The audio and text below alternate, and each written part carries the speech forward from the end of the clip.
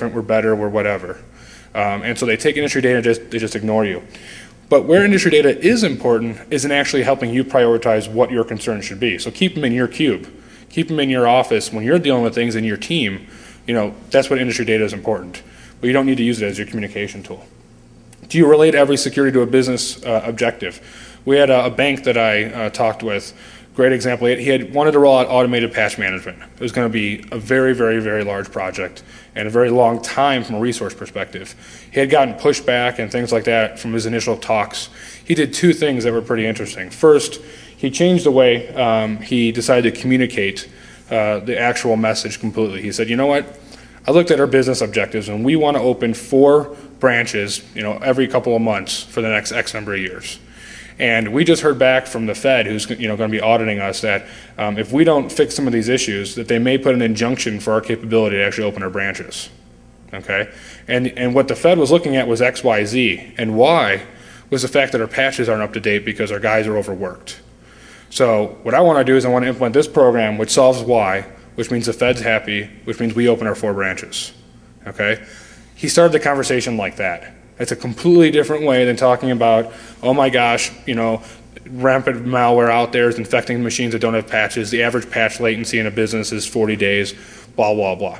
Totally different way and completely change it. Now, this gentleman, although he had great presentation and whatnot, he didn't get the idea to do all that just by himself. The person he actually talked to was the VP of marketing.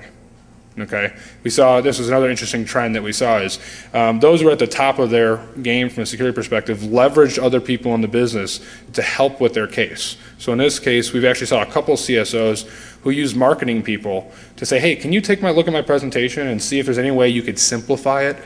That's what marketing people do, right? They take a complex thing, simplify it so people will buy it. And that helped him simplify his proposition and simplify his scenarios when he went to position his project.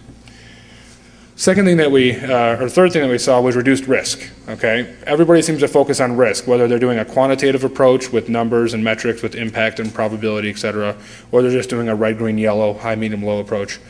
All of those that use risk as their main communication metric, again, the executive teams and management didn't seem to listen too well, okay?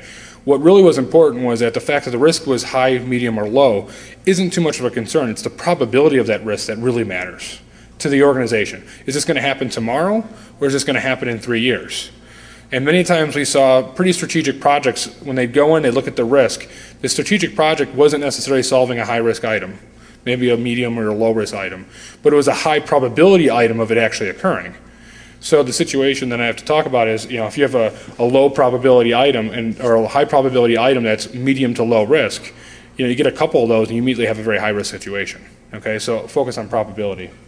Lastly, your numbers are a point in time. They don't show those internal trends.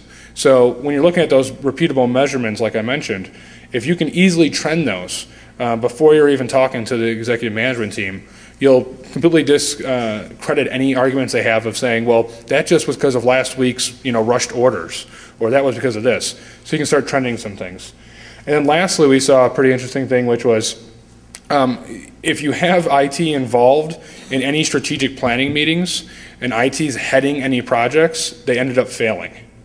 Okay, so let me clarify that. What I meant is, if it was a strategic project and IT was actually spearheading it, meaning managing the meetings, getting involved because IT had a vested interest in it, it usually just fell on its face. What we saw was companies implementing committees, usually of say 3 to 5 people, where the business was all involved and there was one IT person.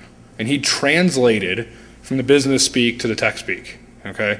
And that's all he did, was just translate things. Now, IT had great involvement and reward out of these programs, but by having the business make majority of decisions and spending most of their time educating the business, those projects never got unfunded, were much more successful, and usually were adopted by the business as acceptable, safe practices, as opposed to, look at the Gestapo coming in on me trying to do something, okay? So that's it, all I had for a last piece there. Like I said before, there's going to be a lot more information forthcoming. We found lots of interesting data, also on what metrics were very successful too. So do look out for that report. But any questions at all from a high level? No, thank you. Go ahead.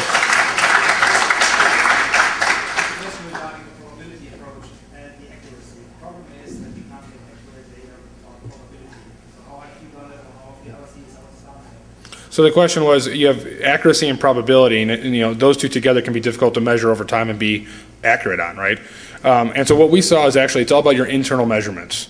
So what you can't control industry data or things outside of it, but you can control your internal measurements. And so when it comes to probabilities, people do not look at security like they do disaster recovery, but they should. We have seen companies simulate fake disasters, fake virus outbreaks, et cetera, to get some of those probability metrics. So you're having an argument or debate on how probable this is, go try it out in a small segment of the network and see how probable it actually was. That will give you, your information that you need. Any other questions at all? No? Oh, go ahead. You talked about the balanced scorecards. Have you been provided with any examples from your survey responders, and is that something that you can sanitize and make and share with others? So the question was, with the balanced scorecard approach, was there any templates I saw or anything that I could give back to the community? Very on-time point, I actually had a discussion with the editor of Information Week last week about doing exactly that. Nobody in our survey used the balanced scorecard like I mentioned, but a couple people that did interview outside that I researched did. We asked them if we could modify some of those or come up with our own. So we're probably going to be releasing them either with that report or a supplemental by the end of the year or some of those type of things. I personally, within my own IT consultancy business, have been using the balanced scorecard for years.